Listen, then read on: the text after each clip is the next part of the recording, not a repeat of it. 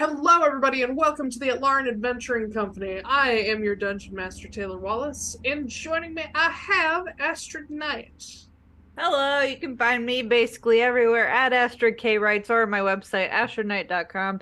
I wrote a book, this one here, boom, it's called Perception Check.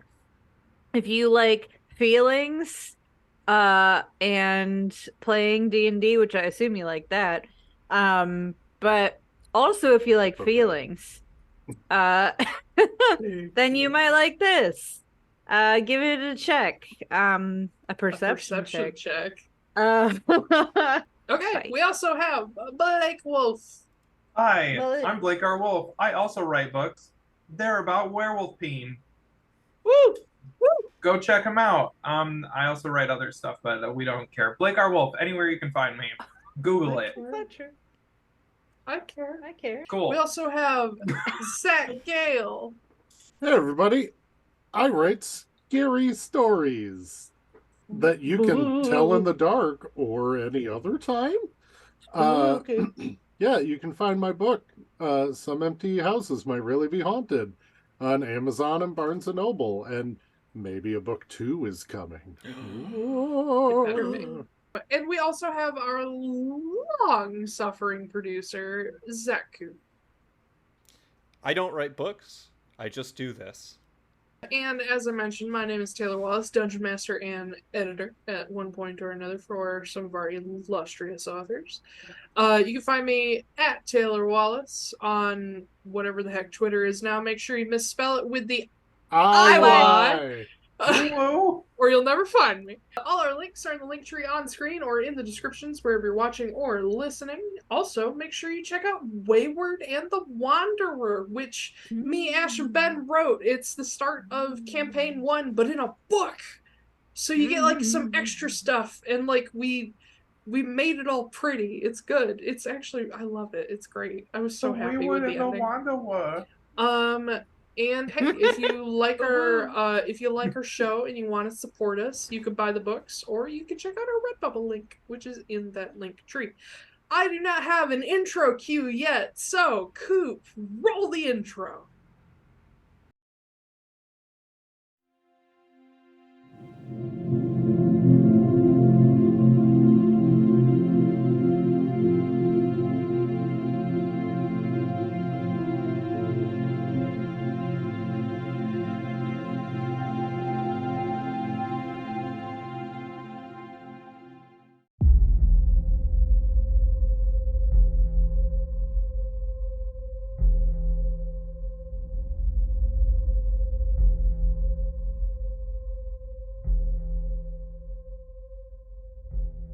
You guys headed to the Clarion Basilica in the Black Abbey and met the abbess, Guinevere Bronwyn, and also got a glimpse at the Order Master of the Order of Ebenmain, Kedwin Highweir.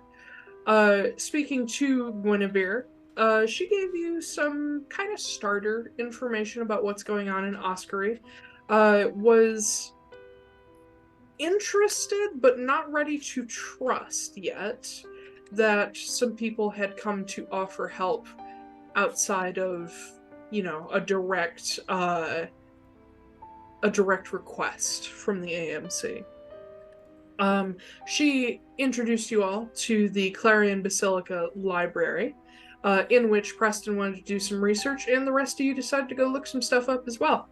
Todd almost ran afoul of a cat, but thankfully got out of the way.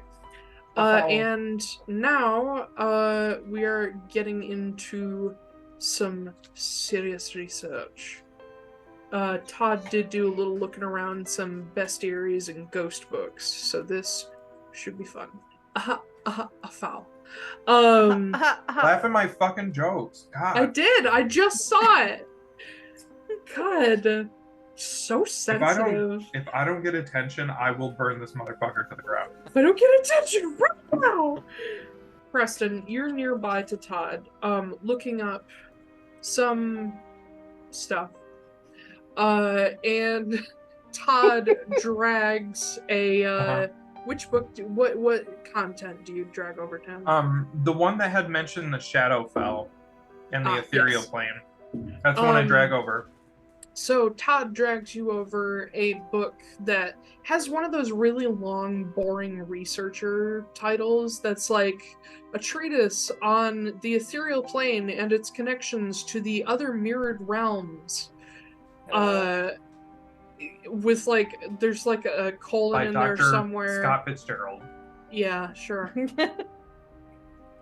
By Dr. Dr. Scott. Mott Fitzgerald. Janet. Okay. Yeah, so Preston, you have a chicken and a book. Congratulations. Oh yeah, what you got there, bud? He like uses his chicken head to like gesture you come down here. I will sit down crisscross applesauce and put my And he staff will- of adornment across my lap. You will just peck at the word, like the passage that he read, and especially the word Shadowfell over and over again. Right, hey, you can put a hole in it. And yeah, I will read over that passage. Yeah, you will gather pretty much the same information Todd got, which was, or Sal, I guess. You still think his name is Sal. Yep. Sal Manila. Billy Vanilli. It's a very dry, boring, sort of discussion, train of thought, research paper about the connections between the ethereal plane, the Shadowfell, the Feywild, and the realm that they all mirror, the material plane. This one focuses a little more toward the inhabitants and like how they're wildly different, whereas the realms are, mirrors of each other. And a thing that you will get, I think, because you're more of you do magic research, you know how to kind of work with these very boring books and how to find information in them quickly. With Todd showing you the important passages, you also managed to glean an interesting tidbit of information. The Feywild is considered a sort of extra lively, naturey, green mirror of the material plane. Like, anybody who imagines like Tir na Nog will imagine like lush greenery and wild forests, and that's kind of what the Feywild is. The ethereal plane is a layer on top of the material plane, so it's basically exactly the same, just kind of misty. And then the Shadowfell is a reverse mirror. So whereas the Feywild West and the material plane West are the same, the Shadowfell has it flipped, actually mirrored. So if you went to the continent that was Garrett Eldathos in the Shadowfell, it would actually be on the east side of a map. There is some discussion of the crossover of creatures between these realms, but also a sort of discussion of why are the inhabitants of these different realms so incredibly different? Does it have to do with the residuum in the Feywild that makes it extra magical? Does it have to do with the lack of magic in the Shadowfell that creates such strange creatures? Why is the ethereal plane full of such strange things that just don't make any fucking sense? And why do ghosts straddle a line between the ethereal and the material? Is there a section in there about ghosts being unable to like cross water? Because me in real life has heard that before, so I'm just wondering if that is mentioned. Because my thought would be vampires. That's vampires, and they're not supposed to go across moving water. I've heard it about ghosts as well, and like undead creatures are not supposed to be able to cross water. Again, I'm pretty sure it's moving water. No, like yeah, moving river. water. That's what I'm thinking. Because I Um, was thinking of the rainstorms and like nothing happening, so that's why I just wanted to see. Actually, give me one hot second. Yeah, but They also do Abbas- that in the Abhorsen series. Garth Nix They does. do. That's what I Uh-huh. was thinking of. Yep. The Abbas specifically mentioned wind as well, though. And I don't think Oh, ghosts will be okay. impacted She said by that wind. in reference to the flying creatures you guys were Yeah. talking about. Okay. You know what? I'm gonna make some new lore. Ooh.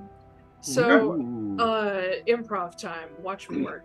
So you will find Work. in there that there is some idea that moving water does keep undead at bay, does sort of ward off spirits and whatnot. And moving water is also just a natural barrier anyway, where unless you're prepared to deal with it, a lot of creatures don't mess with like fast moving water because it's fucking dangerous.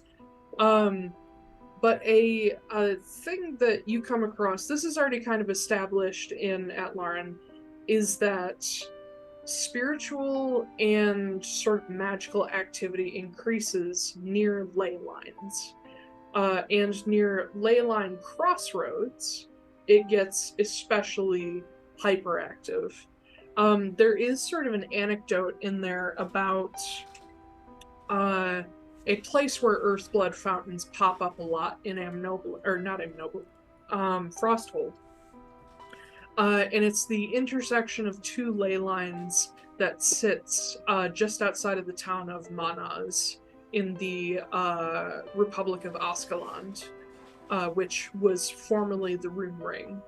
It talks about how, especially since the Death Shift and the issues with Sob and the Awaz tree, these two intersecting ley lines are especially volatile, and sometimes they move unexpectedly.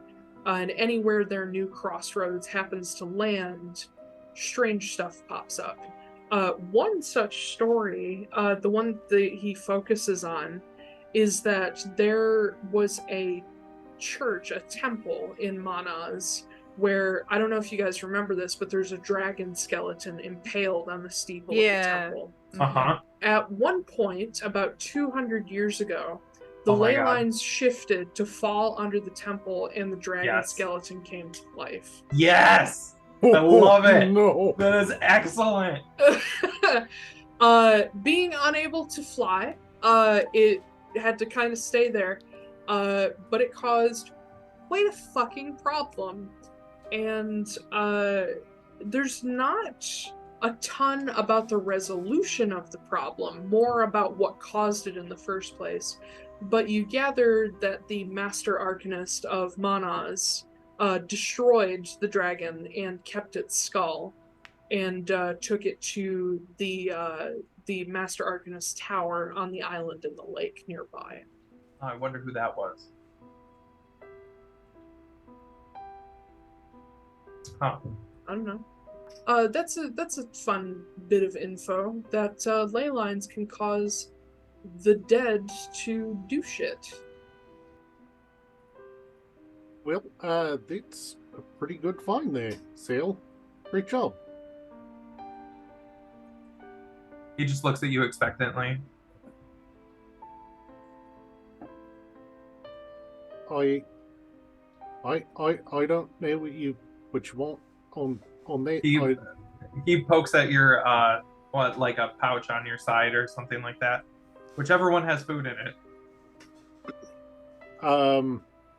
So I take out like a piece of hearty bread, like a thick, like kind of like it's like a thick homemade loaf where it doesn't like really crumble apart, but you can like break it apart and eat it, where it's not gonna like crumble apart while you're riding or traveling. And he breaks off a little piece of it, and he crunches it in his hands just a little so that it breaks apart, and then he tosses it down in front of you. Folks, Todd please will- don't feed your birds bread. Yeah, don't feature rich bread. Yeah, don't Yeah. do it. That's Todd's all I got fine. though. He's a magic Yeah, chicken. Todd will absolutely eat it. It's herb bread. It's got herbs in it. Ooh. Oh my god. Say bye-bye to the worms that I have. Preston, go Yeah. ahead and make me an investigation for your smoke dragons, monsters, and whatnot. Oh, you smoke dragons. You smoke dragons! Red eye smoke dragons dragon. and your monsters. That is an 11. Cool. You do not find anything about smoke dragons. You do find something about shadow dragons, which are sort of native-ish to the Shadowfell. Lo and behold, it's in the name. What? I was faking shock. Oh, okay. Yeah, I thought you were offended. No. You find a thing about shadow dragons from the Shadowfell. They do not really fit the description of a cloth or smoke dragon. They're just kind of black dragons, but shadowy. I really don't know why they're a separate breed. But as for the other part of your question, you asked about monsters averse to dolls. You don't necessarily find something that specific, but you do find a book that is essentially titled The Effigies of the Dragon Goddess. The Dragon Goddess, of course, being Tiamat. Within this book, there are a number of kind of longer essays regarding rituals, wards, and effigies related to Tiamat. Immediately, you can gather that Tiamat is kind of known for her protective charms. She is extremely protective of her followers, especially in the face of the Order of Ivermain. You know just from growing up in this world that the Order of Ivermain are they're kind of a bunch of dicks. They're the closest thing to like a Knights Templar that Atlaran has. They're known to be kind of self-important and self-aggrandizing. They think that anything to do with Bahamut is law, and they kind of think they have the right to make laws themselves, being servants of Bahamut. Tiamat, being Bahamut's sister, is their sworn enemy. Most of the branches of the Order of Ivermain are pretty volatile when it comes to Tiamat and her followers. And then some are outright like crusaders trying to wipe them out. They subscribe to the idea that Tiamat is a dragon of chaos, which she is, which makes her evil, which is not true. And being that she is the wife of Atlaran, followers of Bahamut tend to very much dislike the Balin pantheon. Bahamut is the most major non-Balin god in the world of Atlaran. And the most devout of Bahamut's followers tend to see Atlaran herself as dangerous, and her family, the entire Atara family, the Elder Gods. The only one that they have a modicum of respect for is Harkin, because he is also a god of order. And some do like the ideals of Talon, but they dislike him anyway because he's a Balin. The wards and effigies of Tiamat herself, a lot of them are geared toward protection from attackers because of the Order of Ivermain. But some of them, as you get into the more kind of esoteric ones, the more ancient traditions, you find that there are rituals to do with figurines and dolls and even to do with doorways and windows that like include runes and blood, and some of them include sacrifices. From this book, you gather that it is kind of a tradition among the Order of Ebonmain, and optional among the faithful outside the Order, to give up a piece of yourself, literally, to, one, show your devotion, two, earn Tiamat's power to protect yourself with, and three, if you are a particularly powerful caster or knight of the Order, earn things like blessings on weapons, armor, or magical abilities. The section about dolls and figurines talks about the basically trading a tiny piece of yourself for protection for your entire household. The tradition is to lose a pinky finger, to enchant a doll forever, which you then put in a window. And once you do, that house is protected from not everything, but it is protected from things that are not of Atlaran. Oh my god. Nothing major. Like, if a fucking, let me, throwing out an example, if an archfey came from the Feywild and decided to burn your shit down, this little doll's not going to help you. But little things, like maybe a fairy, would be kind of held off by this ritual. And the more you sacrifice, the stronger the protection is. There is some talk of people who sacrificed their entire selves to protect their family, which is still not foolproof, but very, very powerful. And they ended up becoming things like sentient weapons. There is a thing in here regarding missing eyes, because that's another important part. It is a tradition, not a requirement, but, heavily encouraged that leaders of Tiamat's temples and the Order of Ebonmain give up an eye. It is symbolic of basically giving a part of their own awareness and their ability to protect themselves to Tiamat. So that she becomes their other eye. She looks out for them.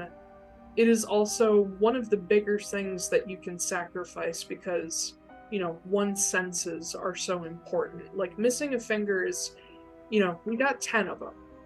It's not that big of a deal, but an eye makes you blind on one side, basically.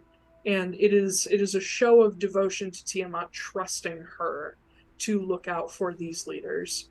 I'm going to grab that book, The Effigies of the Dragon Goddess, and the book that Todd brought over, and making sure to keep my fingers on those like particular areas so that I don't lose them in the books. I'm gonna look over at Todd and go, "Hey, Sale, let's go find Damian. He might have some additional insight on some of this." Okay. While all of this was happening, Damian. Oh, I'm sorry, I was muted. Oh. Bok bok. Cool. While all of this was happening and they were reading, Damian, go ahead and roll yo in the investigation. Investigation, yeah. So I'm, for the audience, what I'm looking into is the history of the construction of the beacons, specifically the why, the who, and the when. And then also, Taiylor, I would like to roll an additional dice, just to see if maybe I accidentally run into the cat. I'm not going to roll with advantage on the investigation because that was a natural 20. Ooh. You also asked for factual info on dragons. No. Factual info regarding like construction of the beacon. That was more Oh. just like this. That was the why Damian was looking into that Mhm. rather than religion and monsters and shit like Yeah. that. They're real, but he prefers looking for truth and more of the mundane stuff. Do me a perception check for the kitty cat. For the kitty cat, oh, it's bad. Perception 10, and thus the first animal companion opportunity was missed. You already got one. It's canon that Damian's bad at finding pussy.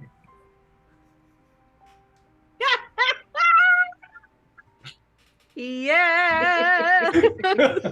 Anyway, so Damian, as you're going around, there is a section that's kind of dedicated to Oskory itself. So what you're looking for is not terribly hard to find, and your knowledge of researching and how libraries work in the modern world.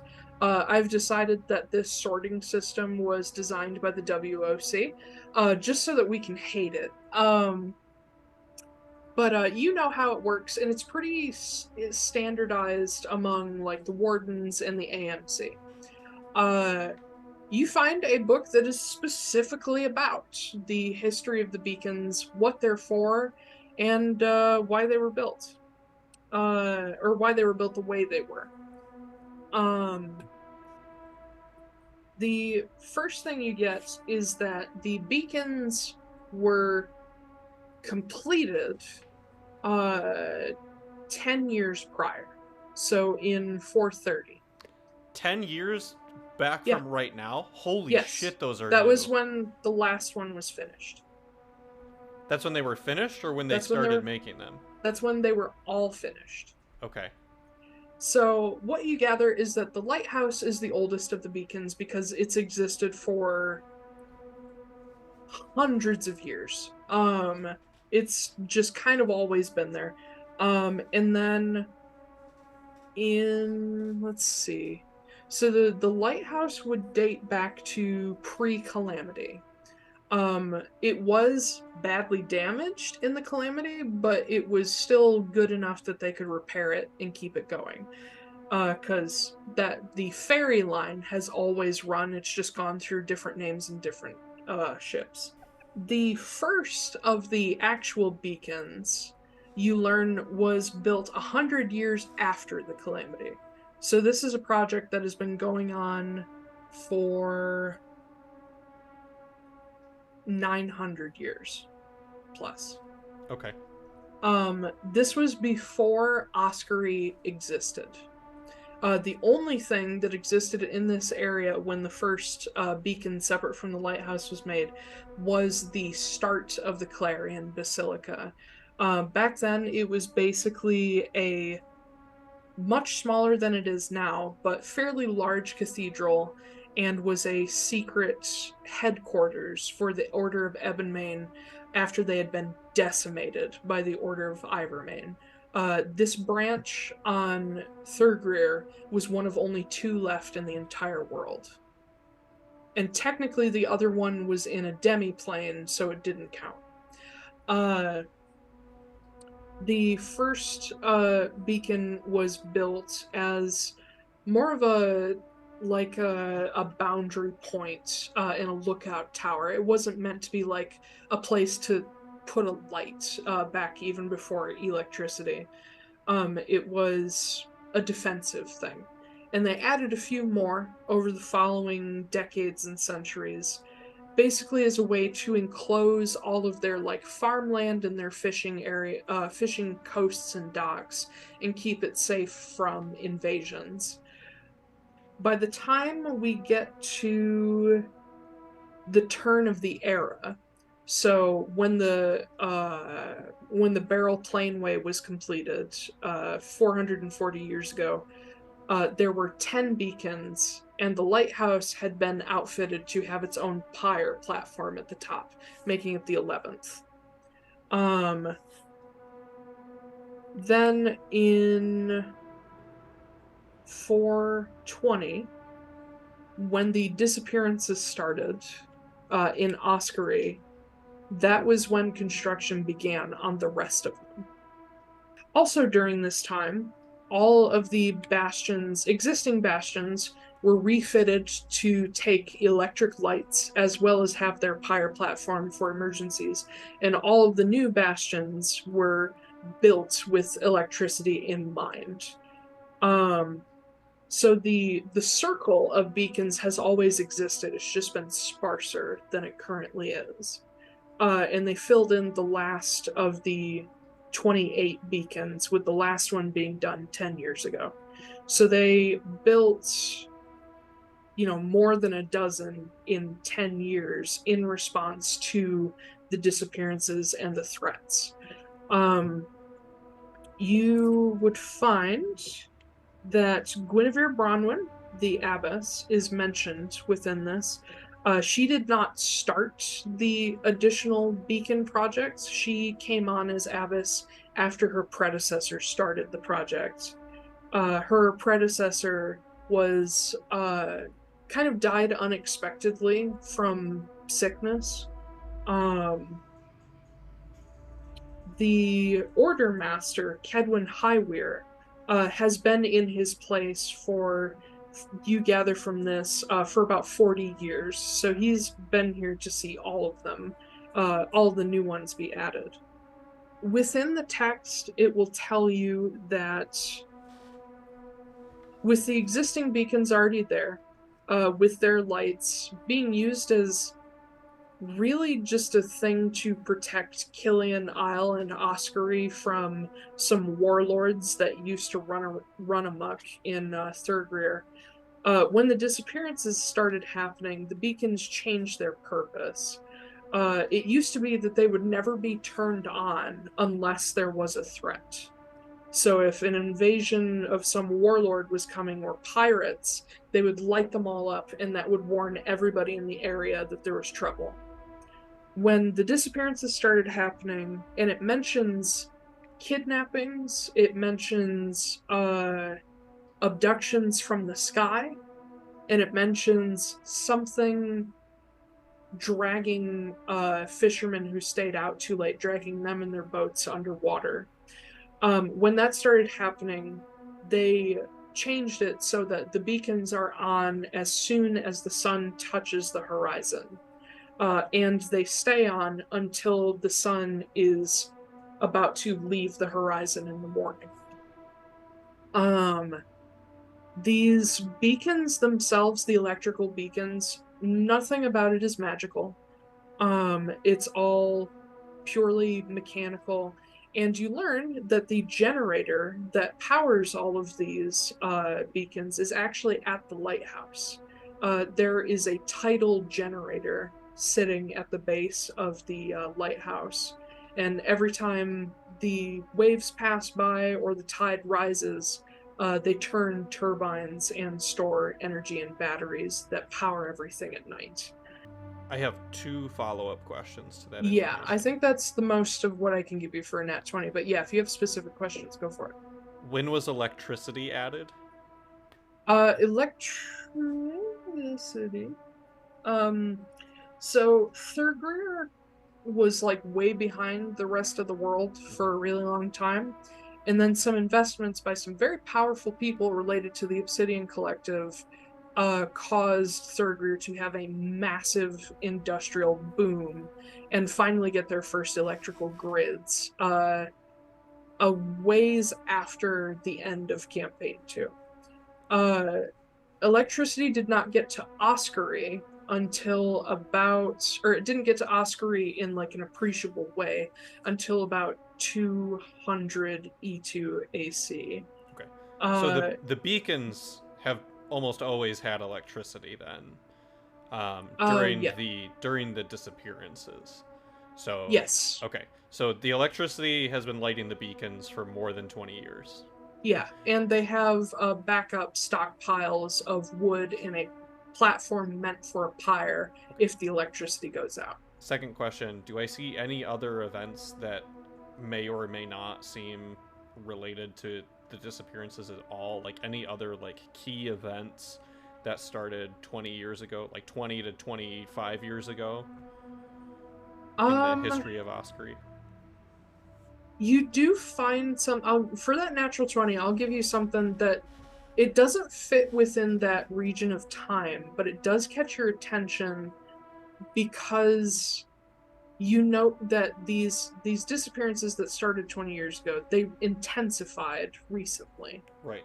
And you hear mention of a phenomenon that has been around the area of Oskory basically since the Clarion Basilica's original form was first built, which is the phenomenon of lanterns appearing in the forest and luring people to get them lost. Oh, lovely. Okay. And recently, this phenomenon has increased to the point that it's no longer like just a local legend, it's a fact. Yeah. Okay. I will take the knowledge that I have found and go run into Preston as he's taking his knowledge to come find me. Let me pause for a second to jump to Ezra. Ezra, you looking for smutty books? Yes. Cool. Roll me an investigation check. There's Okay. a stuck together copy of Tusk Love somewhere. Fuck yeah! That motherfucker glows like a satellite. Man, I only have a +0 to investigation. That sucks. 11. 11. Tusk Love is around. You'll find it. Yay! It's been canon for years now that exists in Atlaran.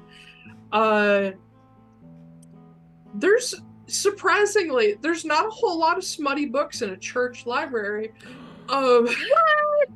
But there are plenty of like lighter romance novels. A lot of them are kind of chivalric in nature. A lot of stories about knights. There's like a copy of Sir Gawain and the Green Knight, which canon to Atlaran is actually from the Feywild.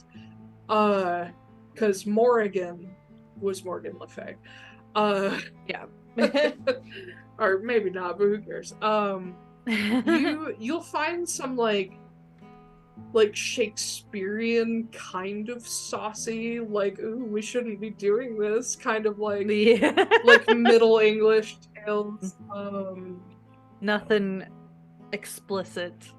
Just like No, Tusk Yeah. Love is the closest you get to explicit, but it's Softcore. kind of been, yeah, it's kind of softcore. All the Shakespearean ones inevitably end with the female character drowning himself.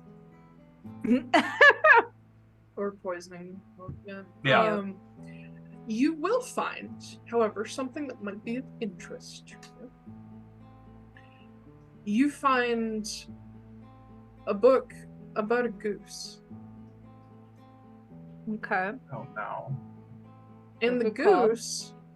What? What's it Is called? cooked.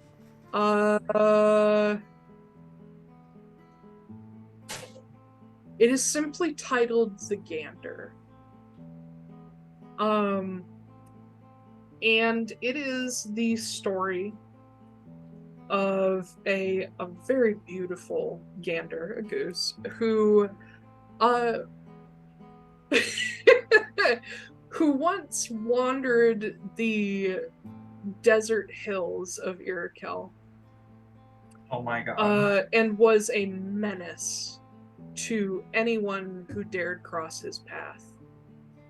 And in the story, there's a knight who loses his father and his uncle and his brother to this beast. And he ventures into the desert hills, the Ember Hills below Mount Gear, and he goes to battle with the beast. But in the midst of the fight, the goose, who made do with only his beak and his feathers would glance away every blow, he reached beneath his wing and withdrew the sword Flame Tongue. And he stabbed the knight grievously through the chest. But the knight managed to hold on just long enough to get one hit. And he left a tiny scar on the edge of the goose's beak before the goose ripped through his helmet and slew him. And that scene can be found in The Wayward and the Wanderer. Yeah. Well, aftermath of that The scene. aftermath of that scene. Yeah. Yeah. I love the idea that somebody from the original crew wrote that story after finding the dead knight. It With was the- Kit. I With the thought this fucking was Or- going sword to be- through his face. I thought Yeah. this was going to be a romance story about the goose, and I was like, who wrote a fucking Ooh. smutty fanfic about Yep. Ted? Oh, if you want one about Firen, there's plenty. Like, they're too pretty not to have I smutty mean, yeah. fanfic. But Ted is a goose. And unless you're Zeus, you don't sleep with a goose. Someone's Or a interested. moose. That's actually the Like- title of the book. Unless you're Unless Zeus you're Zeus, and Zeus, the you don't goose. sleep with a goose. Yeah. Yeah. unless you're Zeus, you don't sleep with a goose or a moose with some juice. Mhm. Can I In the maybe caboose. try and pocket it? You want to steal a book from the Clarion Basilica? Yeah. It's just a little like kids book, so sure. Yeah. Make a sleight of hand. I don't know if I'm very good at that, but we'll try. Just 7. Okay. You drop it into your bag. Okay. We will jump back to Du Bois as they, you know, come run into each other in the aisles of the library. Oh, I found you. Sal and I, we might have found some good stuff.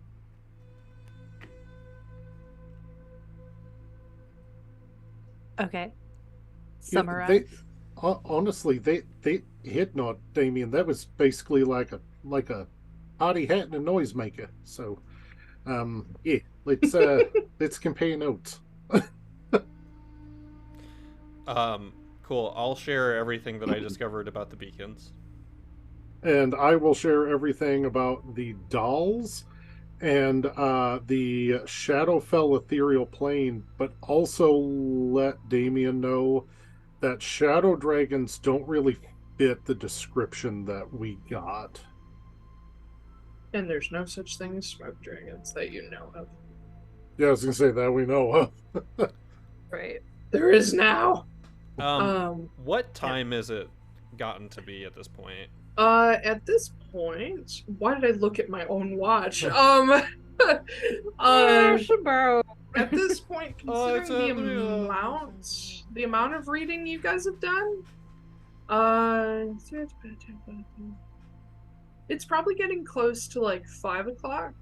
And in fact, this would be about when one of the monks comes down into the library and kind of gives a shout through the whole thing for everybody. Basically says, "Hey, it's 5 o'clock. If you've got a place to be, you better head there. Margaritaville. Mhm. Yep. Please Five return Jimmy Buffett, get old out of my books. library. Please return old books and materials. And you know, have a good night. Take some cherries with you, and yeah, Cherries? Cherries? yeah. There's an orchard outside. Oh, Oh. yeah, I'll grab some cherries. They're very young, Also- but they're good. Thoroughly disappointed that the rock walls are covered in ivy and not espalier trees. What? Yeah, how dare they? How dare they not be covered in espalier fruit trees? What the fuck is that? I will. I'm not. There you go. Look I'm it not up. a Look it up. botanist. No, I know. It's more of a gardening thing. It's where they take the trees and like grow them on the wall because the wall stays hot. Oh, that's so fucking cool. Uh-huh. That's how they used to do them in English gardens and stuff, and they could grow things like peaches in England and pears because the wall stays warmer year-round than the air. That's canon. It's canon. There's ivy and espalier trees. Okay, perfect. Holy shit, that's cool as fuck. You I can make love them that. grow in patterns? Yeah, Oh my god, look at this one. I did not mean to send us down this rabbit hole. Oh, okay, yeah. That is pretty cool. Yeah, That they're is neat. really I am cool. constantly astounded by nature, but I am more astounded by what humans can do with nature. Yeah. It's amazing what you can do with some heavy duty wire. Oh yeah. Yeah, I mean, I shouldn't be that astounded because, like, thousands of years ago, Native Americans were doing birch bending, where they Mhm. would, make a tree bend at an angle and then bend back up. So you have trees bent at right angles that still exist today. It's so fucking cool. That is cool. Birch bending. Look it up. It's great. Right. We should get out of here and get back to the inn and figure out what we're gonna do next. Yeah, I agree. It's getting kind of be dinner time anyway.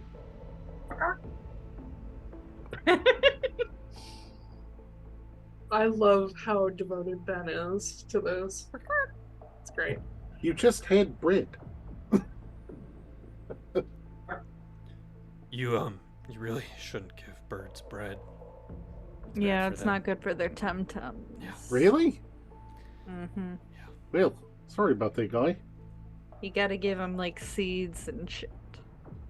No, I don't carry those too much. Also, I the don't chicken either. ate teriyaki chicken earlier, if we remember that. Oh, yeah, that's The right. chicken is a cannibal. Yep. All chickens All are chickens cannibals. are cannibals. I mean, yeah, exactly. yeah. See, you know. They eat their, like, own eggs and stuff, and I'm like, Oh, they What eat their if friends while they're humans do alive. that? I've seen Yeah. it happen. I Yeah. mean, yeah. I don't Like- know if they were friends, but I They would eat their, assume not. they go Not at that full. point. They will Yeah. go full Donner Party for no reason. yeah. They're just like, I had a bad day, I'ma eat you. Like So I their had food a bad bowl, day and I ate my best friend. their food Yep. bowl can be full. Their water bowl can be full. They can have fresh bedding. They can have free range, and they'll just fucking Donner Party everybody. hmm Like, It just turns into Chicago. yeah.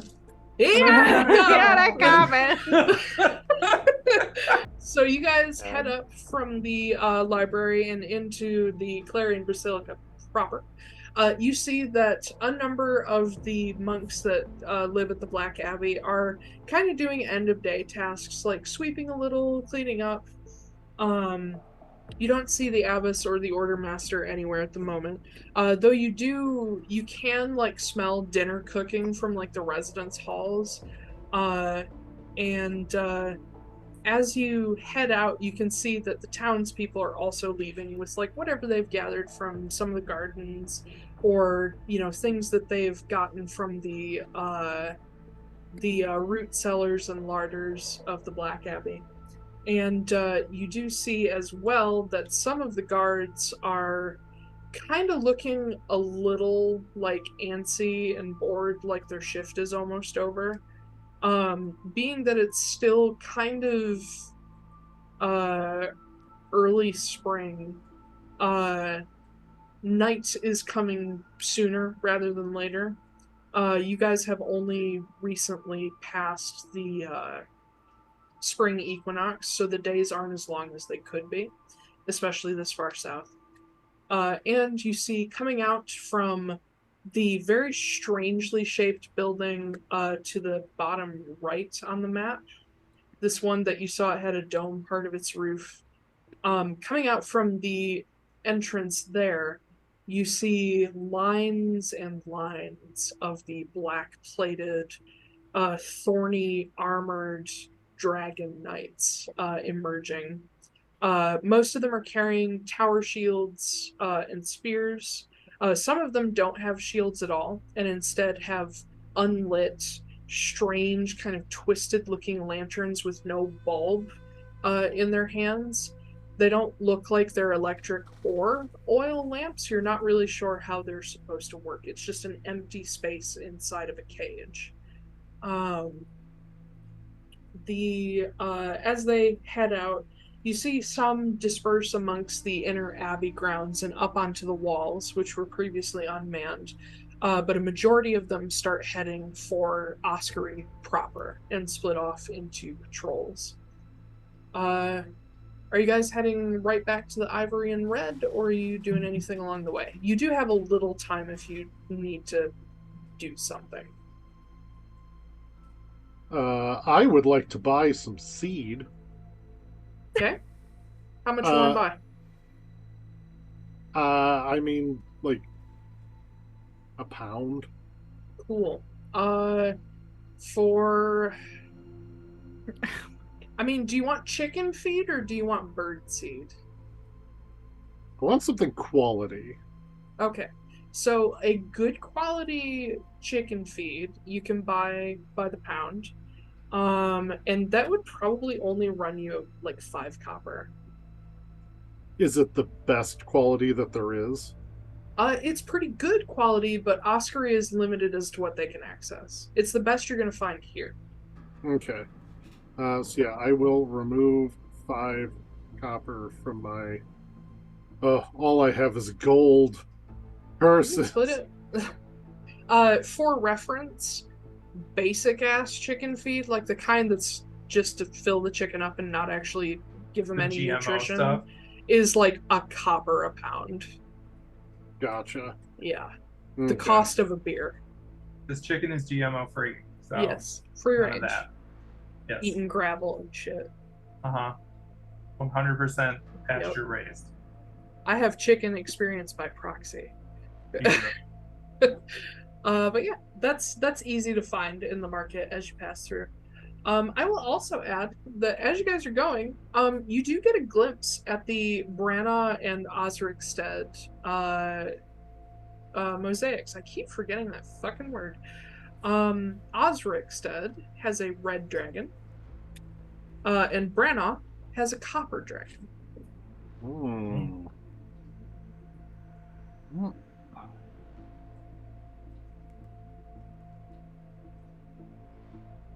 And also, have we just walked over the mosaics? No, not that you've told me. I was gonna ask about those damn discs. I forgot. Yeah. Because they're like Vanta black, it sounded like. Where like they absorb light. Yeah, they are featureless, reflectionless, like Black 2.0, basically. While we're walking by one, if I walk over to one, can I actually like touch it? Like, can I peck at the black section? When you go through the market, that'll be your best chance, or Maka, that'll be your best chance to pass over one. If you approach one, you'll find that like some people who like are near home, they're doing like a picnic dinner and they sit in the grassy areas near the mosaics. It seems to be like just kind of a hangout area. No one is sitting on the mosaic, but they're around it. You do find do you want to approach the one in the market or in Maka? Either is fine. I really don't care. Okay, do you prefer blue or white? Let's do the white one. Okay, cool. So in the market.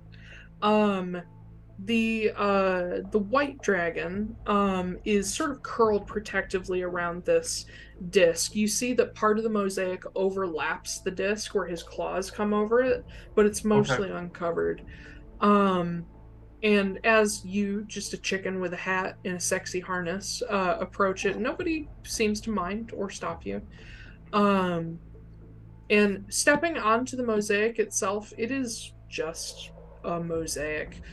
You can tell that the base it's not like concrete or poured or anything. This is a giant disc of natural stone that was carved, and each slot for the pieces of the mosaic, like the tile pieces, was carved specifically for every single piece. This thing must have taken hundreds and hundreds of hours. And it is perfectly flat. Does it seem magical at all? Make an Arcana check. Yeah, that's gonna be a sexy 3. Neat. You don't gather much, except that you can kind of guess this was probably carved with the help of magic. But approaching the black disc, At your level, being that you're pretty close to the ground, you can actually see it is slightly raised. If you look at it from like a low angle. You know the Jumanji board has that black circle in the center? That's exactly what I've been imagining this whole time. Yes, it's that, but reflectionless. Okay, so is it like tiled or is it like a single sheet? It is a single perfect sheet of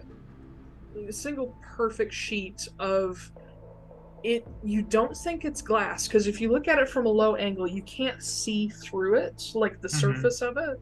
It is solid black all the way around. What if I peck at it? What sound does it make? You give a little tap. Yeah. It sounds like tapping a gigantic crystal wine glass. Ooh. Or like, if you've ever been on a ship and been able to tap glass that has been like between you and water, it has that kind of dullness to it, and like you can tell it's thick, but there is a ring. Okay. It doesn't seem to react to you, but you can feel as you get close to it, it is very hot. Oh, I can tell. Yeah, I would guess. Okay. Okay. Think. That's what I need to know. Everybody roll initiative. No, I'm kidding. Yeah. No, nothing seems to happen, but as soon as you touch it, there's some like people nearby who like look up, and like this kind of roly-poly dad comes lumbering over. He's like, no, you'll burn yourself, and he like tries to shoo you away. I just weave through his legs. I'm trying to tip him over like a cat. Yeah, he make me God, if this guy falls on this, he's gonna fucking cook. He's just gonna start sizzling. You know what? Todd's a chicken. Mm-hmm. This guy's a human. Make an animal handling check. Oh my god. We're gonna I have reverse advantage it. on that. Oh my We're gonna gosh. reverse it. Wait, I did. There's something about my skills. We customized my animal handling. I can't remember if it's just for dealing with other chickens. I think it's birds. Advantage on stealth checks when pretending to be a chicken. Okay, well, I have... No, you gave me animal handling, I remember, because you were like an animal talking to other animals. Yeah. Oh, it's still not great. That's gonna be a 13. Okay. So you weave between his legs, and he's like turning in place to try to get you. And eventually you get to the point where you're able to like peck at the laces of his boots as you go by, and he doesn't realize, and eventually you get him to step on one of them, and he just right into the middle of the mosaic. He doesn't fall on the black part. Oh god, but good. he like crashes into this solid stone and tile thing, and you just hear I think Todd hops up on top of him like King of the Mountain style. You're just like perched on his belly. Yeah. And he's just laying there, he's like, Bertha! And his wife comes over, and she's not as big as he is, but she's still sizable, and she comes over and she's like shooing at you with her apron. She's like, get off!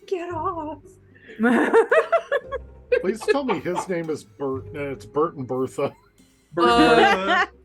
I like the way you're describing them. I'm just imagining the people from the end of WALL-E, like just rolling around. Yeah, kind of. No, his as she runs up, she's like, "Oh, Ernest! Oh no! Oh, Ernest and Bertha, Bert and Ernie." Wow. I love them. God. Yeah.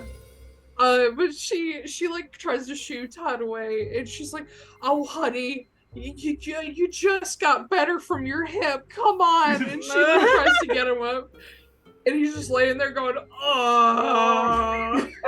You can tell You can tell he's just doing it for attention. Yeah. Oh my god. And off in the distance, you can see that they have like some teenaged kids, like between 18 and 13, and they're all sitting there either looking down at books or just like snickering away at him. None of them are helping. Yep. Todd, he gives chaos with one hand and grace with the other. In his mind, he will hear Tiamat blesses this day, and then Todd just skitters away. I love the idea that Todd is like accidentally an envoy of Tiamat, where he spreads chaos and then he balances it by doing something wonderful. We're like, you're not a chicken of Tiamat at all, but it must look like you are. But yeah. Okay. Yeah. After fucking around with the market mosaic and causing a fun little scene, you guys head back for the Ivory and Red. When you get there, the half Sun Elven hostess who runs the front of house, she looks up as you guys come in and she's about to like greet you and be like, "Hi, welcome back," and then she sees Damian and she shuts up and turns away. Damian just goes to his room. Okay, cool. Todd is going to follow.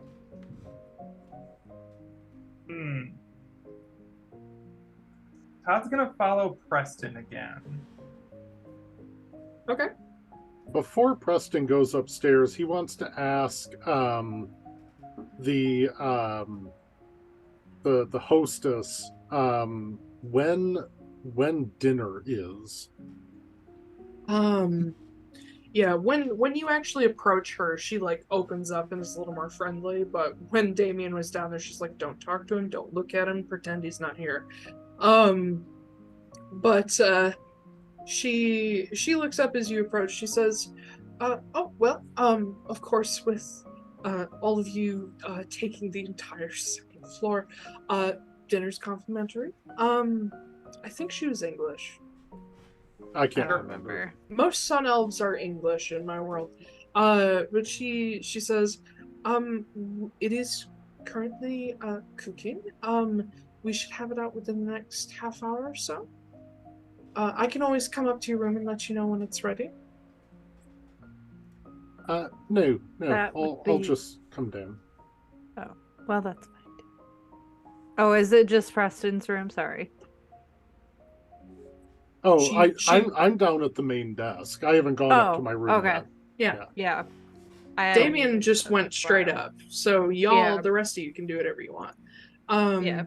She does, as you're talking to her, she's kind of like cleaning up around the bar, and you see that the barman, who is this, well, I mean, Minotaurs are big anyway, but like he's pretty big even for a Minotaur.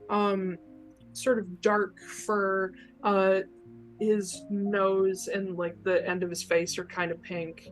And you see he's got sort of like Spanish bull style horns.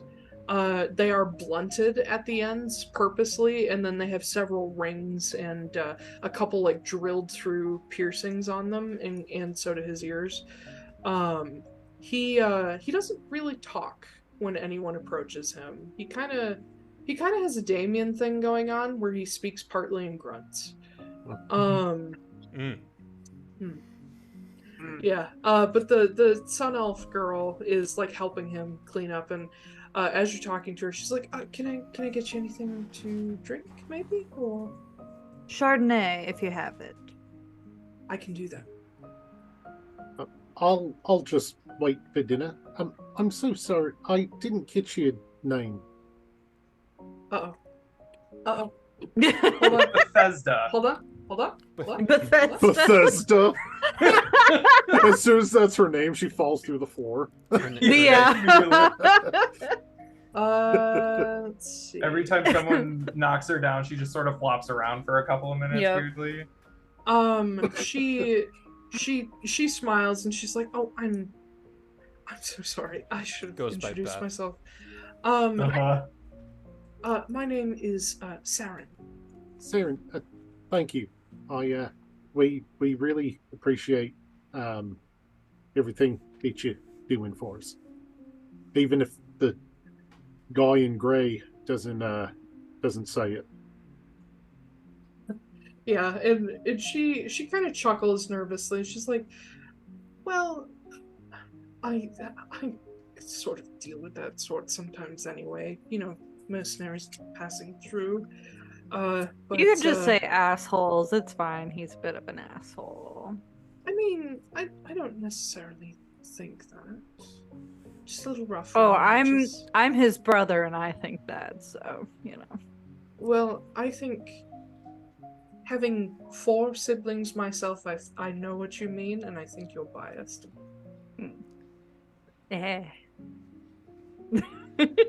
This You're is playing with your hoodie string, but I'm just imagining Ezra with a cigarette constantly. Just like Just in a long holder. constantly smoking. That's why yes. That's why I needed to have the French accent. It's like, oh, he's an asshole. Damian is Ezra such has an been asshole. chain smoking this entire time. No. Damn it. But yeah.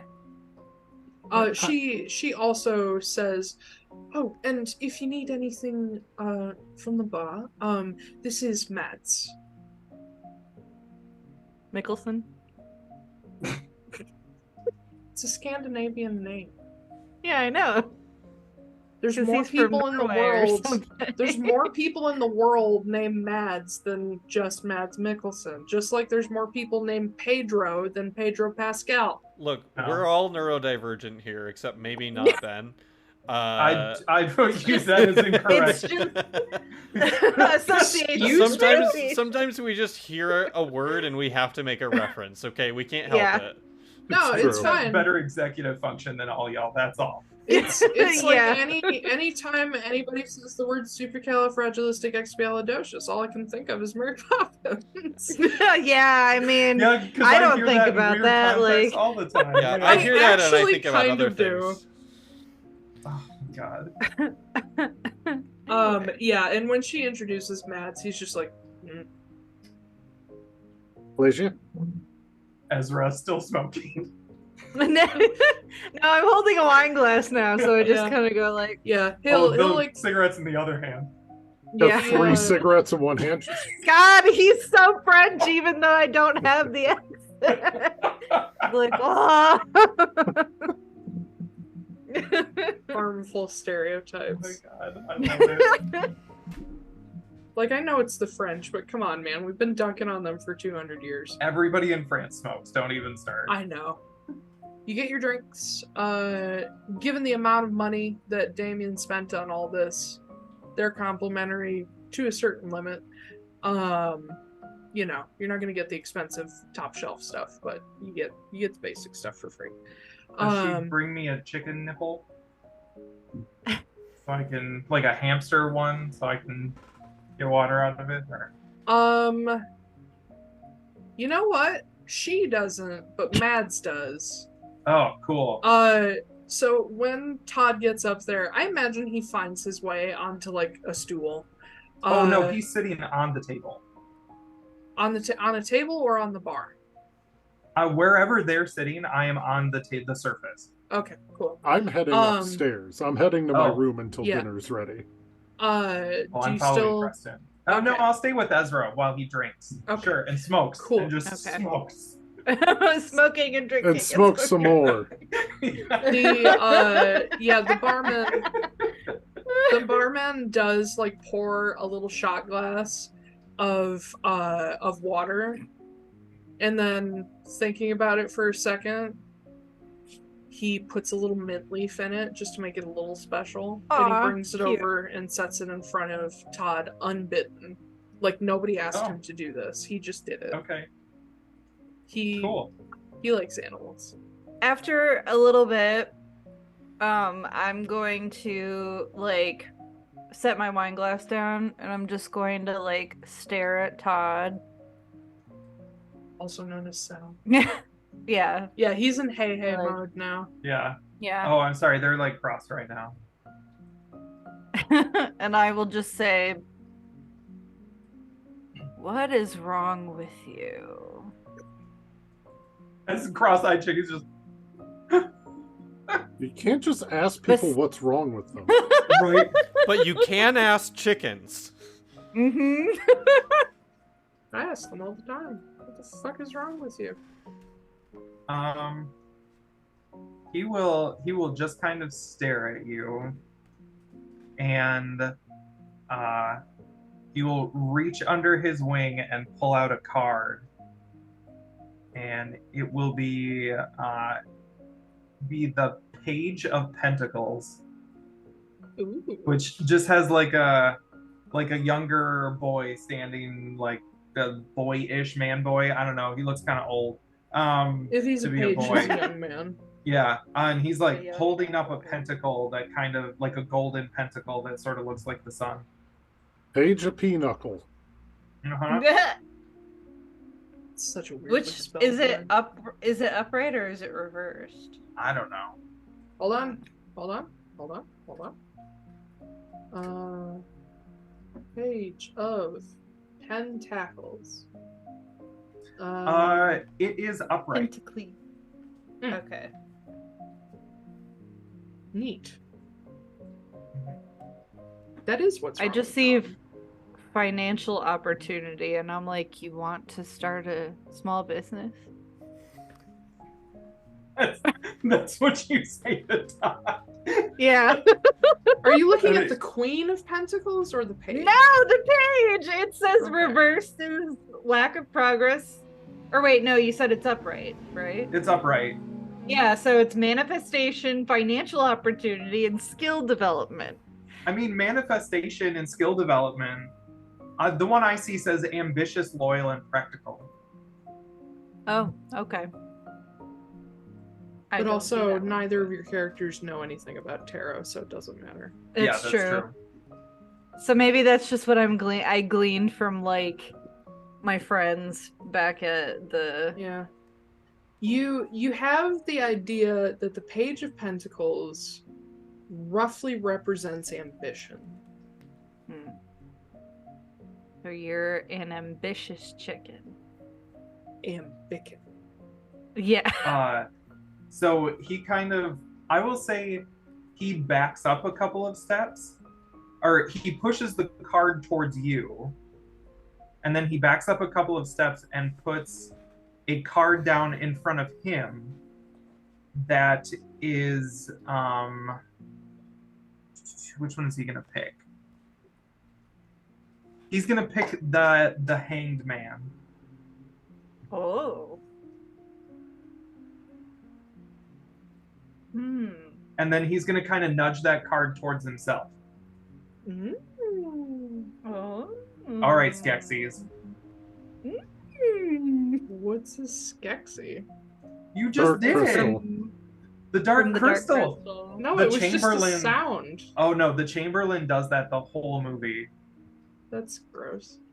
Yeah, he's really gross looking. Yeah, they are. Mhm. Is it upright or reversed? The Hanged Man. Yeah. It probably should be reversed, I'm gonna say, but it's more. I'm not looking at the meaning of it.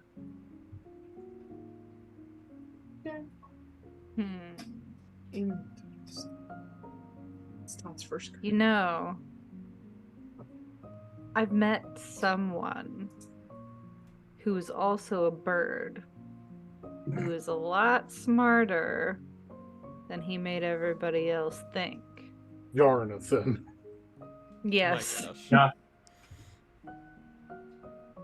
So if you can really talk, you can tell me. I won't tell anyone. He just picks the cards up and puts them away. I'll pull out the bell that I have around my neck. And I'll... Oh. Okay. And I'll just say, this was a gift from him. Know anything about that? Oh. Ding-a-ling-a-ling-a-ling-a-ling. Does the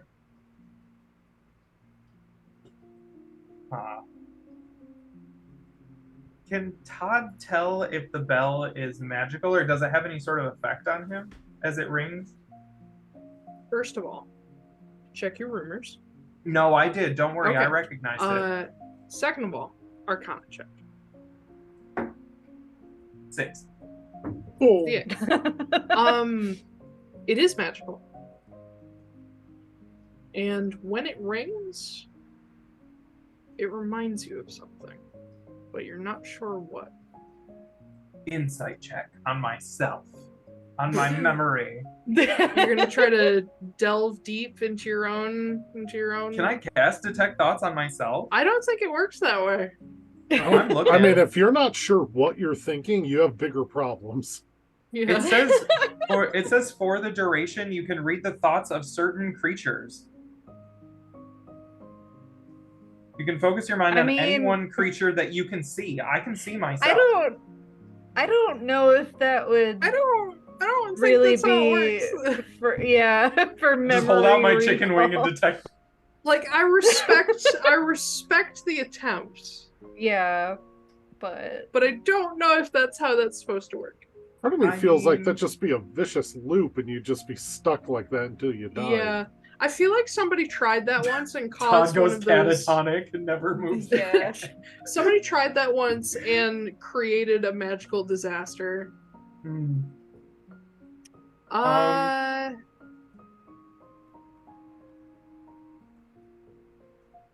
Okay. Let's see. So Ezra has a bell. Ding ding. I will give you this. It is familiar, but it's not quite right. Okay. For some reason, you thought it should have been bigger. Shut up. Okay. Nobody say anything.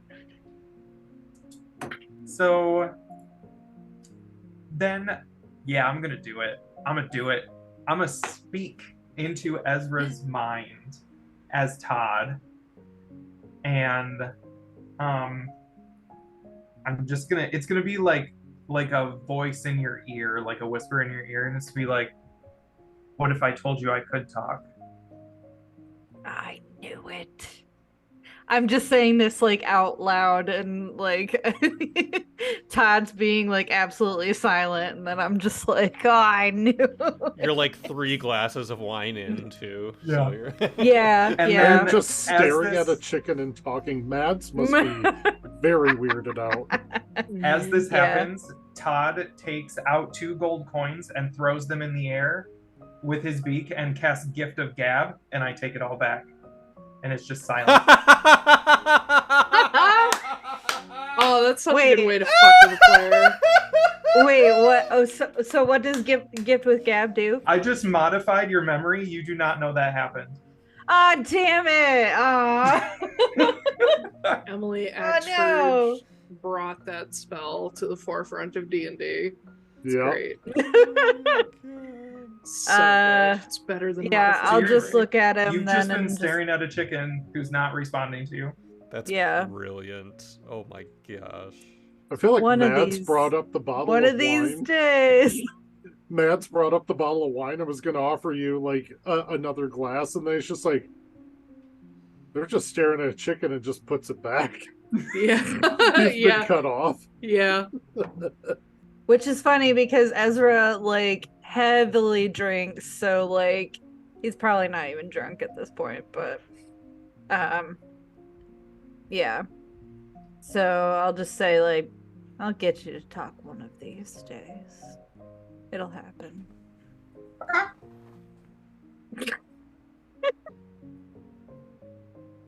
Cool. Well, I'll just sit at the bar and drink with a chicken. Neat. Yeah. All right. Life goals. So Yeah. at this point, as two of you are up in your rooms and dinner is being cooked, and the other 2 of you are chilling in the bar, it is growing dark outside. And as it grows dark, There are a few patrons in the bar who are just like drinking there. They're not staying there. As the sun is about to touch the horizon, the last of these patrons leaves, like all at once. The hostess also leaves for the night. Mads stays, but you see him going around, lighting lanterns in some of the windows. What was that, Matt? Oh, I just realized I have the lucky feet. Been rolling badly this whole time. Oh Hey, my you're the lucky god. chicken. Yeah, I forgot. All right, continue. Future use. Mads goes around lighting some lanterns in some of the empty windows. And he also does like a sweep of the building, just like checking to make sure that doors are locked, things are in place, that sort of thing. He also, those of you who are down in the bar, eating or doing whatever at this point, after he's brought like food out and Saren has left, he goes and completely locks all of the entryways and all of the windows. And he pulls curtains on all of the windows as well. He doesn't like shut anything down as far as the bar goes. Like he keeps that open for you guys in case you want more drinks. But otherwise, it's pretty clear that you are not meant to leave. You said that he lit like candles or lanterns in the window? Yeah, in a couple of them, there's a few like higher up windows here and there that he puts like a small lantern in them. Oh, okay. I was thinking that like they have a lantern, then they got covered by a curtain, and then the whole fucking place is gonna burn No, down. he's not going to put a lantern in a window that's curtained. It's just Okay. sort of like those upper windows. Okay. But yeah, it all seems very routine for him. You wait, did Damian come down for dinner? No. Okay. Cool. I'm going to when dinner is brought out, I'm going to cast message, and I'm going to send it up to Damian and be like, hey, I know you want to do that whole like brooding detective thing, but you probably should eat, so come on down. There is no response. Great. Sale, Ezra, do you think it might be a good idea keep a look out the windows tonight? Maybe see if we can spot what's happening? I mean, sure. I mean, do we want to take shifts or something? Because, like, I'm not going to be at my best if I don't get a good, like, 6 or 7, so. I mean, maybe. I don't know. I don't think anyone told us that we shouldn't look out the windows. I don't think so. There's no rules against that, from what I can tell. Yeah, I mean, as long as the doll is there, you should be fine. Mm-hmm. Mm-hmm. Well, I'm pretty used to staying up late, so I wouldn't mind staying up for a couple hours and looking out the window. And then if you want to, like, midnight or something, or well, what? I'd say like 2 a.m. if you want to wake up and look out, and keep an eye out. That way you get your Elfie 4 hours. Yeah. Yeah, it should be doable. Probably loop Damian in. I can take him a plate up here in a little bit, see what he thinks. That is a good question, Taiylor. are you doing the elf rules where like they just go into like a weird trance thing, or do they actually sleep? I have basically made it so that you can trance only if you want. Mhm. But you can also just I hate the idea that elves can never sleep. Um Yeah. some elves like trance for 4 hours and then sleep. Some only sleep for 4 hours. Some never trance at all. It's kind of up to personal preference, but the rule remains that you must have 4 hours of sleep or trance. Okay. That's fine. Well, Okay. if I'm gonna get up in the middle of the night, keep an eye out. I think I'm gonna heat up, start getting some Okay. shut eye. I'll take a plate up to Damian, let him know about kind of Uh, what you're talking about. don't worry about that. I'll do it. Oh, he'll He probably want to do it too. what? He'll probably want to keep watch at some point. Yeah, I know. I was just saying you don't have to worry about taking him up a plate. I'll do it. Oh, okay. Yeah, Yeah. it's perfectly fine. Okay. Right. Well, I guess I'll get on up. All right. And I will follow Preston. Cool. Okay. Click, click, click, click. Also, quick question: do chickens need to sleep for 8 hours? Uh, good question. How long do chickens sleep? when they're nuggets Uh, forever. Oh, it says minimum sleep duration is 8 hours. yeah, Oh, Okay, so you all gotta right. sleep forever. Yeah. Okay. yeah. I mean, a lot of animals sleep upwards of 12 hours. For Yeah. some Yep. fucking reason, humans don't. I That works. wish. I can. I'll just my back will hurt like fuck. But anyway. Sounds like just my life. Yeah. Anyway, yeah, Preston heads into his room. There are Um, curtains on the room windows if you want to draw them. You don't have to. Yeah. And there's also um, candles in every room as well. I'm gonna stay down for a little bit and see if I can listen in on any conversations that might skew toward the haunted, like supernatural, spiritual kind of Um, thing. Isn't it like yeah. just you and Mads Mikkelsen right now, though?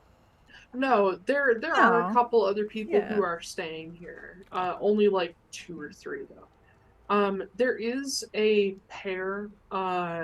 They strike you as kind of when I say cowboy, I don't mean like Western movie cowboy. I mean like actual rancher cowboys, Oh, Mhm. crossed with mercenaries.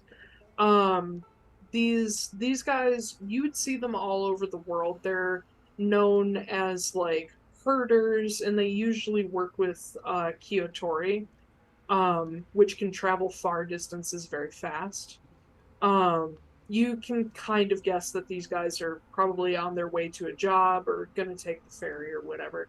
But they're just kind of talking over the remnants of their dinner and some later evening ale. Um, make me a perception check. That is a 19. Cool. They what you gather from them is more their thoughts on Oskory, and like some things they may have seen. You hear one of them who's kind of a little bit older, has a little silver at his temples. Uh, Human man. Picture Sam Elliott, but less homophobic. Um, and younger.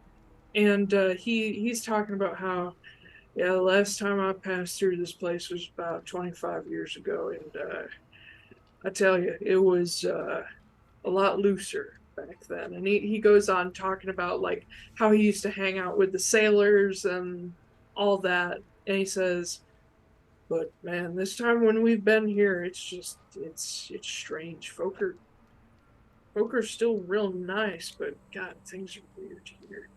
Can't go outside at night. Can't do anything at night. The bars even close at sundown. Doesn't make any sense." And the younger of the two, who let's picture who's a good cowboy. Clint Eastwood. He's not a good cowboy. I mean, no, but Excuse you? What? You're excused. He's an asshole. He's the man Scott with no Eastwood. name. I don't What do care. you mean he's a bad he's the... You know what? He's I'm not gonna a get into that with you. He's not even a cowboy. He's a movie star. let's go with Scott Eastwood. He looks just like Clint Eastwood, but I he's don't- not. Anyway, imagine fucking what's his fuck from Dances with Wolves? Kevin Costner? Kevin Costner. He's also a movie How is star he and not a I cowboy. know. Boy. I know, but he's a more recent cowboy. I'm I don't care. Cutting this whole scene from the episode. This is I ridiculous. can't use a real cowboy because no real cowboys ever got that famous except Wild Bill. Wyatt or Actually, that's a good one. What's his actor's name? Billy the Kid. What's Wyatt's actor's name? I don't fucking hell. remember. I Wait, who is? Hold on. Oh Does my it god, matter? we actually do need to cut this part. feel like didn't the Kurt younger- Russell play Wyatt at some Kurt point? Russell, thank you. The younger guy looks a little like Kurt Russell. Perfect. They're the Tombstone brothers. Oh, yeah. Looks a little like Kurt Russell, maybe a little older than his Tombstone days. He mentions yeah, I was here about 10 years ago before stuff started to get worse. It was a little looser back then where you could still kind of, run around in the streets as long as you weren't alone. But, yeah, recently, people I know have started going missing around here. And he lists off, like, a couple people who used to live in Shields. He says, I bet you anything. It's not some crazy, conspiracy ghost or monster or whatever. It's some of those fucking pirates that live down in Dornan. Bet it's them. And they chat for a while about it, and you hear them mention like rumors of these pirates being cannibals, and the idea that the lighthouse wiki is in on it, and in fact he shuts the lighthouse off sometimes to make people crash to give his buddies meals. It gets real conspiracy theory-ish real fast. Once I do that, I will then ask for a little doggy bag for Damian, and Mads hands you a plate and a fork. cool. With food on it? With food on it, yes. Okay. But there's no like takeaway box. Okay, that's fine. And then I will go up and knock on Damian's door. Knock on the door. We've Um, been waiting for you. Buck, buck, buck, buck, buck, buck. Exactly. You hear you hear the sound of like chair legs being dragged across the floor, and then you hear the bolt being undone, and then the doorknob just turns and the door opens like a crack, and then footsteps just walk away from the door. I will push open the door. Okay. You walk in and Damian has put a murder board up on one of the walls. Already? Oh my god!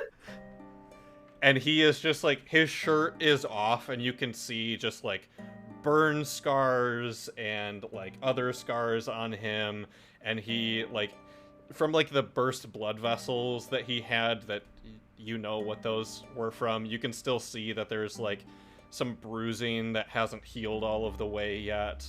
And he you see his like crescent moon tattoos that he has as well. He has the trio that are on his chest and back, and then the ones that are on his shoulders.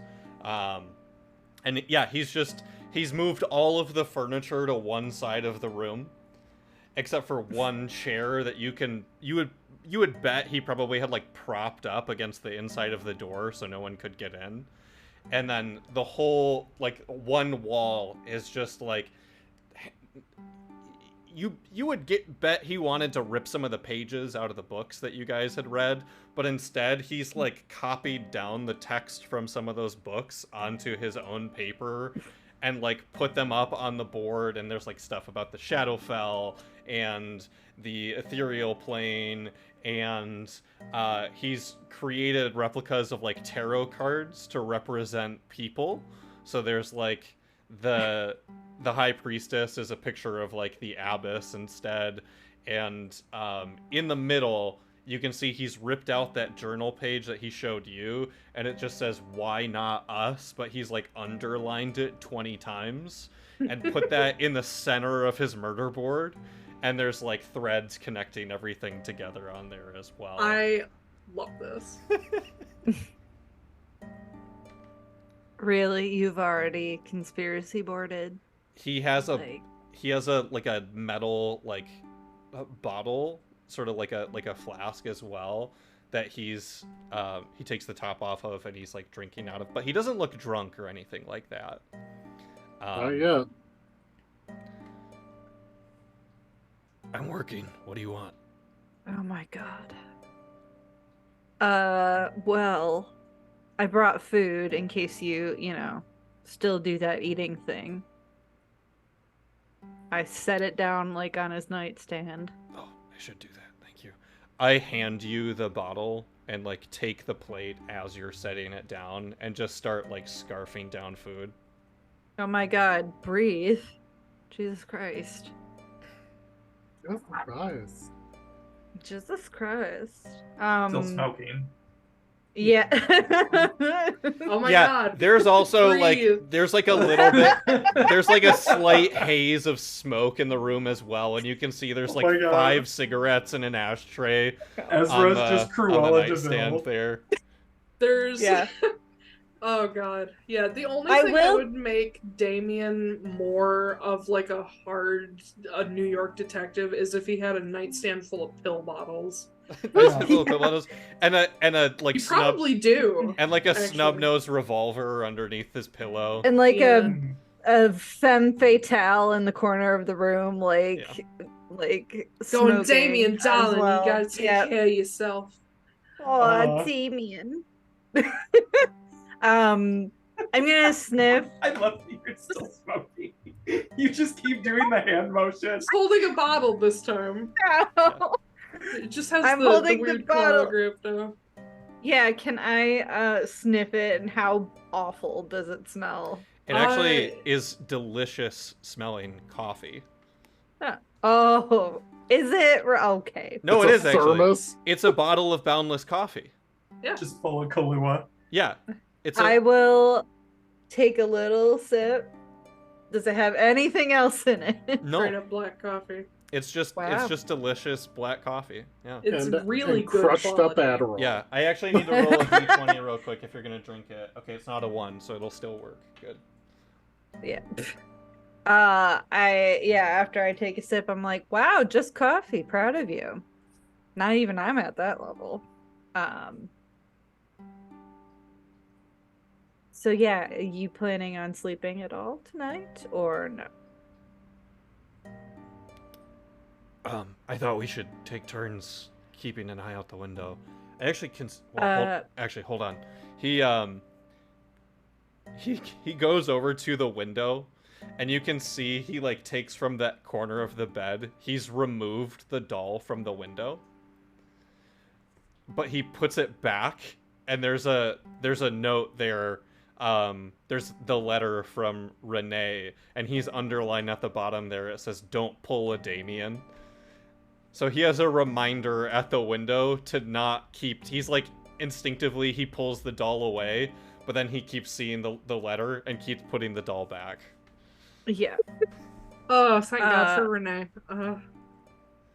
Preston and I already have that covered. We're gonna take turns, so you can just like relax. You've done plenty tonight, it looks like. Let's relax. Yeah. That's what that face said. So are you taking like 4-hour shifts then? Yeah. Oh, okay. It's like midnight, so Okay. yeah. It'll be alright. It'll be good. It's not. It's like Is it not? Yeah, it's not. It's Are you sure? It gets dark Yeah. early right now, Okay. so Yeah. Okay. Fine. Well, I'm probably not gonna go to bed until like 2 a.m. or something like that. So I'll be looking out the window, and then Preston is gonna wake up at about 2 a.m. and it's all good. We got it covered. All right, you do that. I'll figure out what all of this means. You're gonna solve the whole thing by tomorrow morning? I might. I don't think you will. Good night. I will go to walk out the door, but then I will stop before I leave. And say... Ben, stop. We were both doing it. Yeah, just constantly. And I will say, I've been able to do magic since I was maybe 15, 16, something like that. Maybe a little younger. I don't remember.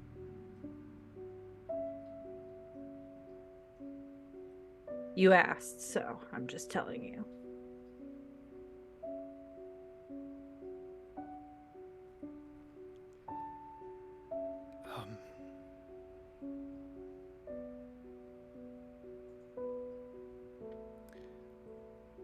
I'm sorry I wasn't there.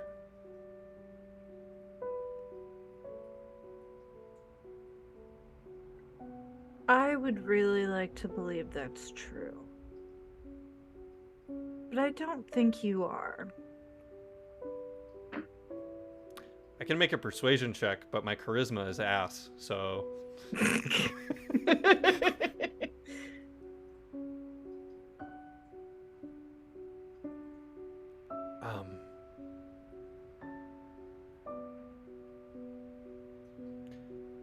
Just like the abyss, that's the right mindset to have, because words don't mean anything.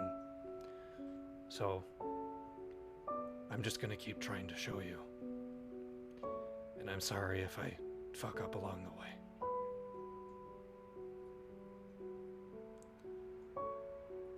Okay. Good night.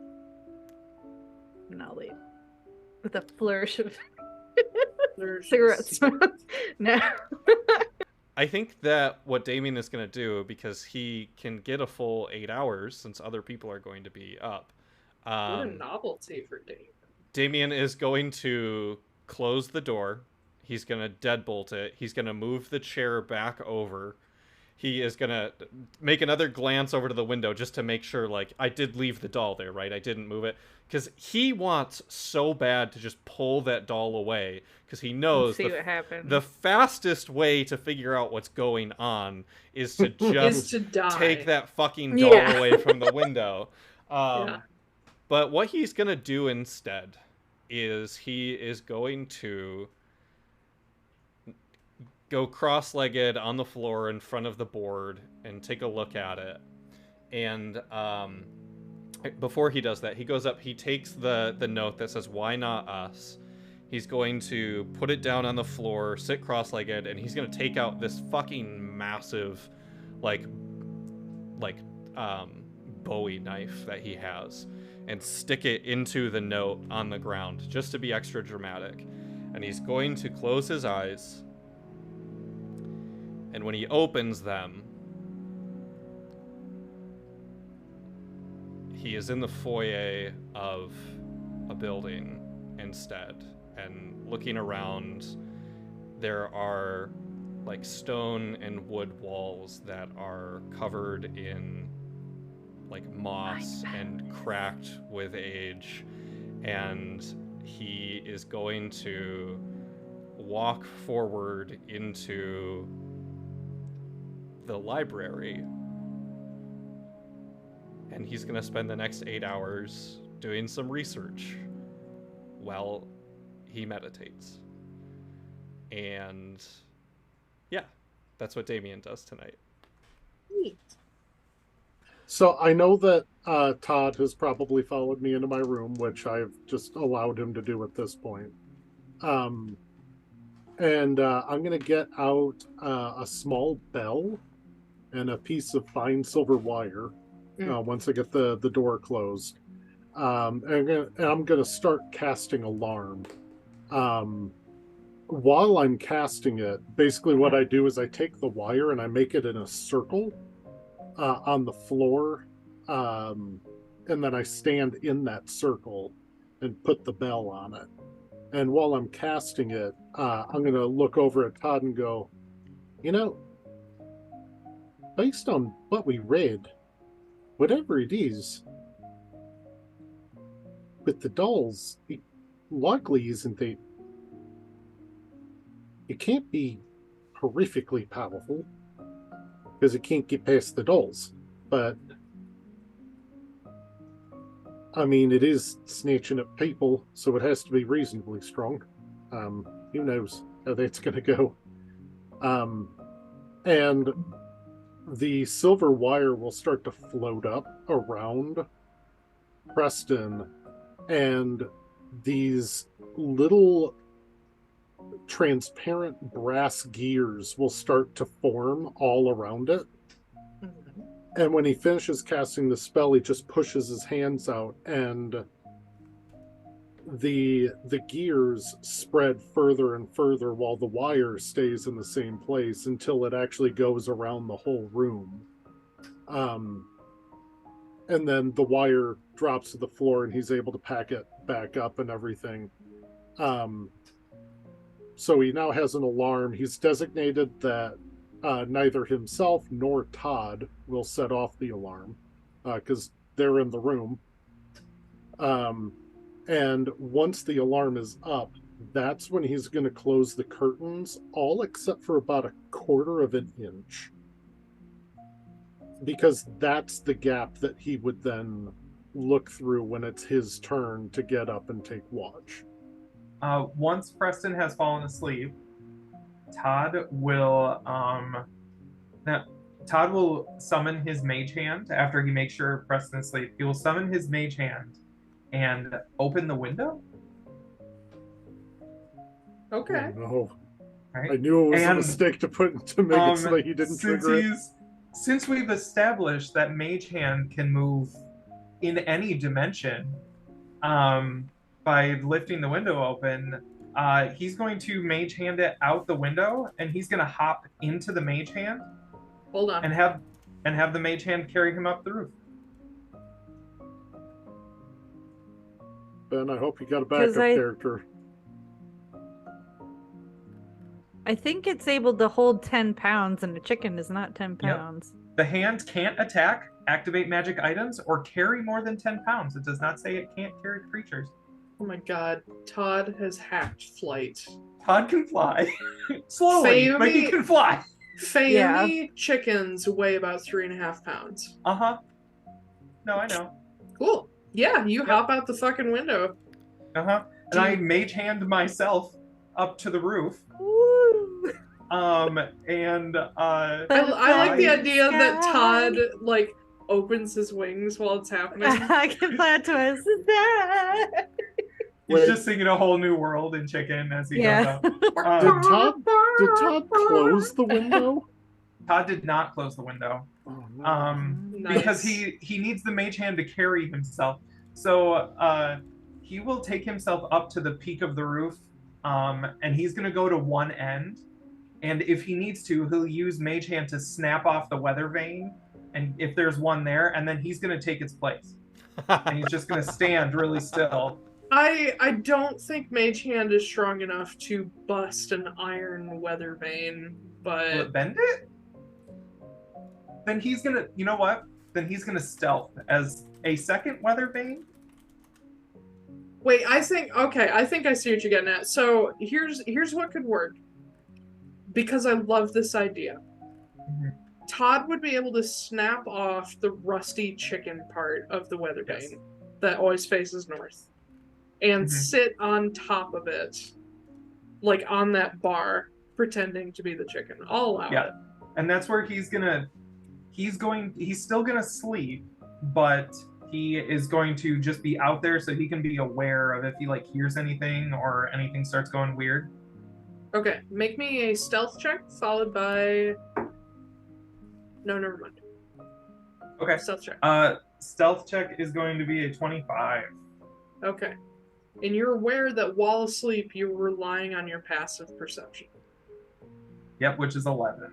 Yeah. And sometimes the wind blows and he like just turns with it slightly. I fucking knew I shouldn't have added Todd to the alarm thing. Oh, That was before he your goes to fault. bed, he will cast mage armor on himself.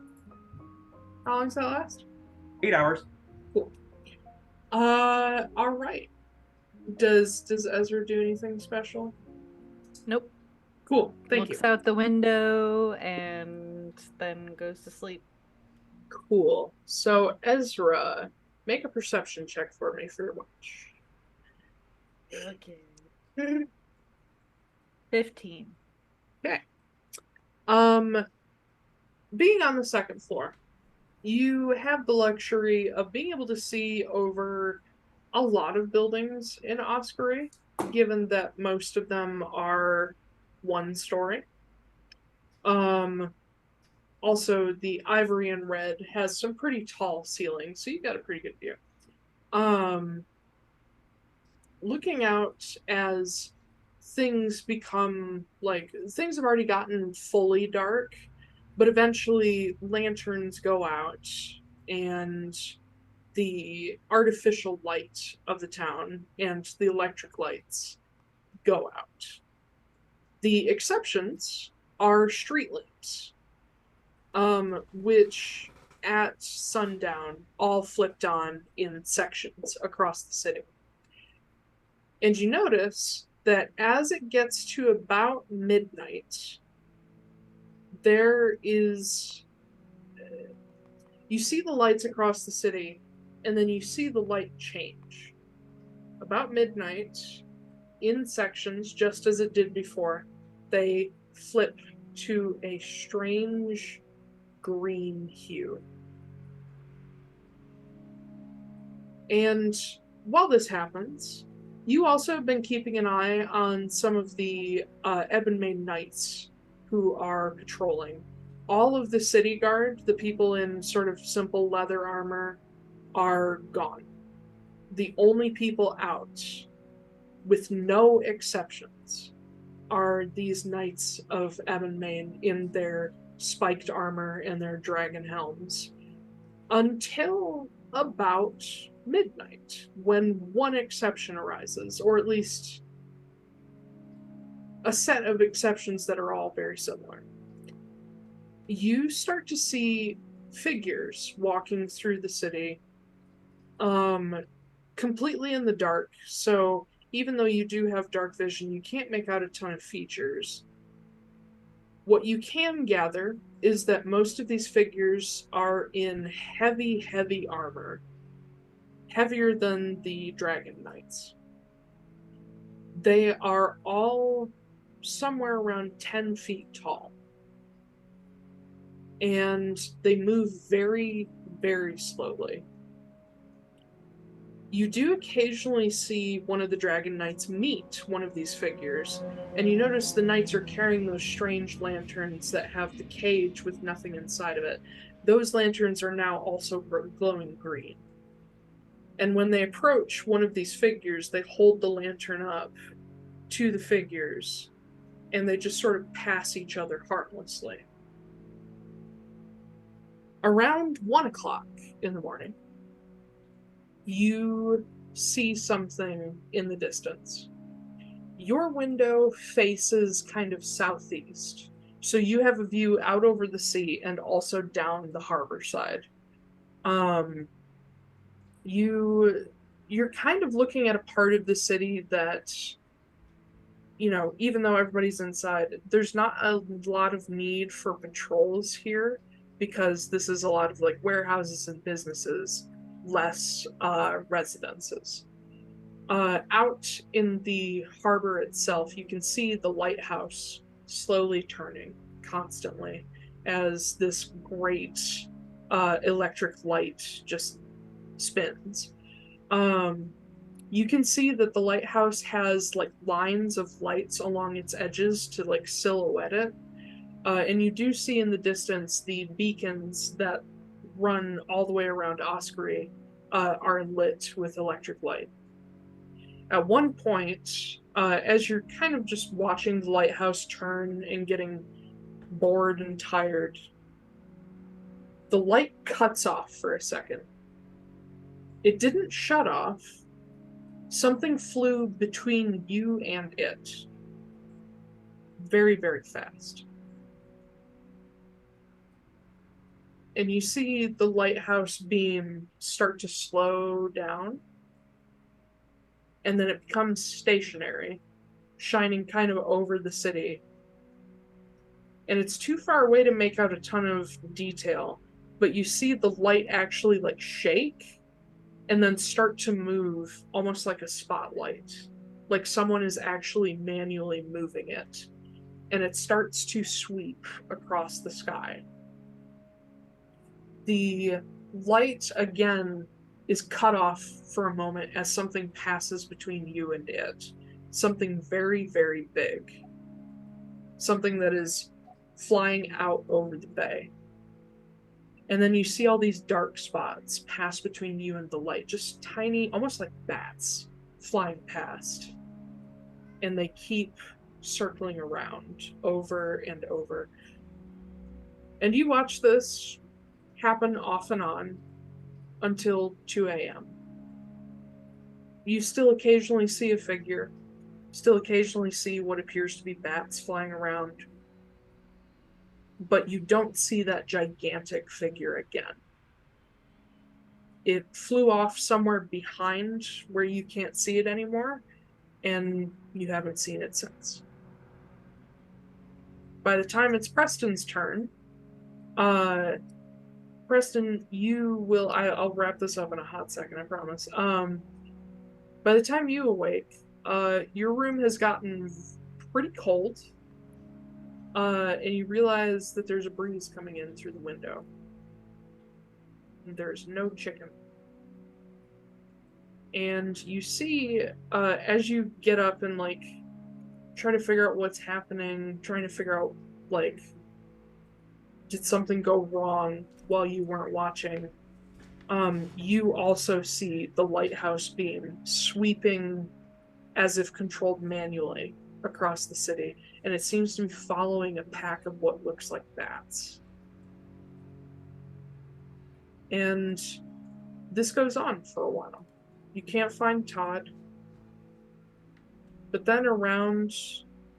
Yeah, close the window. Yeah. No, I'm stuck. Around 3 a.m., you don't see the bats anymore, or what you think are bats. And you see the lighthouse beam shake, settle, and start its slow rotation again. You said that was at 6 a.m.? 3. 3. And you see the same things that Ezra did down in the street. The knights, the giant figures, the lanterns. But other than that, nothing else really happens for the night. But we will get to what happens to Todd next time. Yay! Yay! I love being murdered. Yeah. Hope you got your fucking duck ready. The necro duck. Hell yeah. Cool. He can raise Todd from the dead. Uh-huh. But anyway, yes. We will pick up next time with the aftermath of your first night in Oskory proper, and what the fuck is going on with those things in the sky and over the bay. So thank you everybody for joining us. You can catch episodes on YouTube, Spotify, and other podcast platforms. We are still working out a schedule, TBA, and we'll let you know as soon as that is available. I think that's it. Is that it? Is everybody That's good? it. I think Okay, I think cool. so. All right, bye-bye, y'all. Bye. Bye.